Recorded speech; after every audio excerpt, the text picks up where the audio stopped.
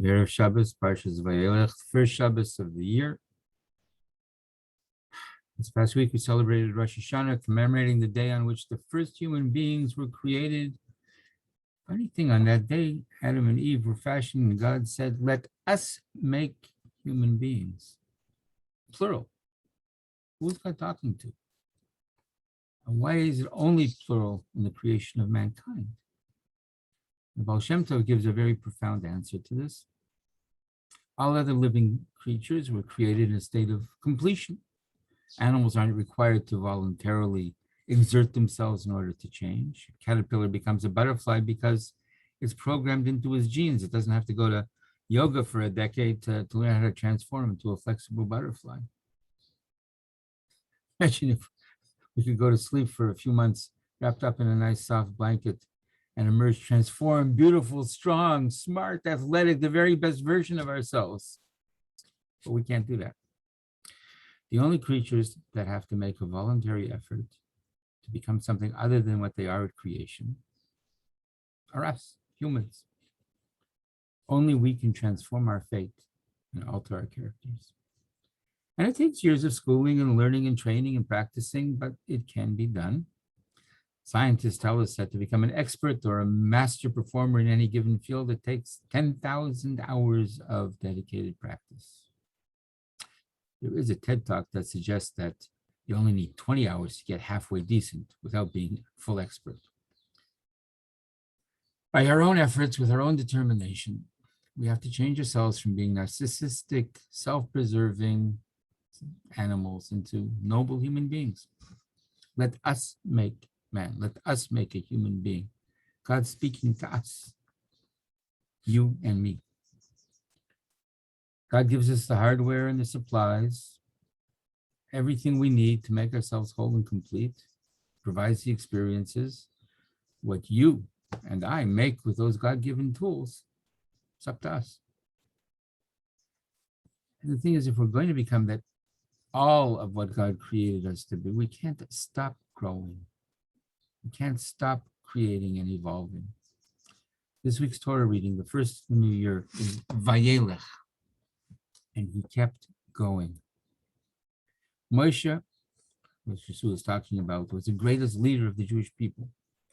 He spoke to God face to face, received the Torah at Mount Sinai. 40 years, he toiled and sacrificed, leading those Jews through the desert. Throughout all those struggles, he was just longing for the day he would have the privilege of leading the Jewish people into the Holy Land. And just when it was about to happen, God says, no, you can't go. It was all journey, no destination. Moshe had two major ambitions. He wanted to take these Jewish people and make them into a free nation under God. And he wanted to bring them into the promised land. What happened? 40 days after receiving the greatest divine revelation in human history, these people of his were busy worshiping a golden calf. Almost every effort that Moshe made to form a free and holy people failed. The Jews complained endlessly through years of wandering. They didn't stop complaining. In fact, they couldn't see any possible good coming out of what they were going through. They had no comforts. Food was bland. They missed their Egyptian TV. The spies that he sent out to check out the land came back and grumbled that it was impossible to conquer. And then to top it all off, Moshe is told, you can't come in, you're forbidden to enter the land of Israel. And he prayed 515 times, we're told, to have that decree rescinded, but to no avail. You look at it objectively, Moshe's life was a string of failures. For 120 years, Moshe kept going. And isn't that even more remarkable than what he set out to achieve? He didn't give in to despair. He never said, oh, well, there's no point because everything I do comes to nothing. And ultimately, he actually did win every battle he entered into. Slowly but surely, the Torah took hold of a stiff-necked people and transformed them into a Goy Kadosh and a holy nation, who did ultimately enter the Holy Land, and who did create a free society under God. And while Moshe might not have joined us physically in completing the journey, he's been with us every step of the way, inspiring us ever since.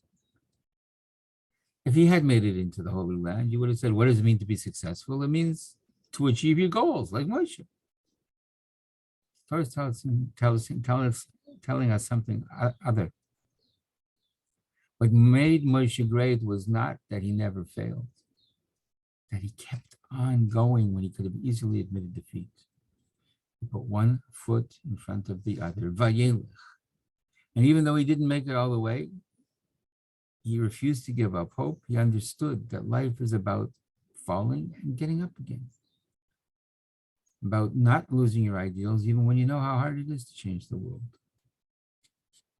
It's about getting up every morning and walking one more day toward that promised land, knowing that when you persist in righteous goals, God is beside you, and that you will ultimately succeed.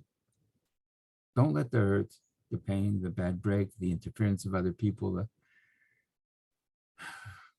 don't let that cause you to get bitter or to lose your ambition, to abandon your efforts, or to throw away your goals. Like Moshe, Vayelech, keep going, stay in the game. Don't stop walking halfway, because with God at your side, however long it may take, you shall eventually and ultimately make it into your promised land. Wishing you a pleasant journey. Shabbat Shalom and Shana Tova.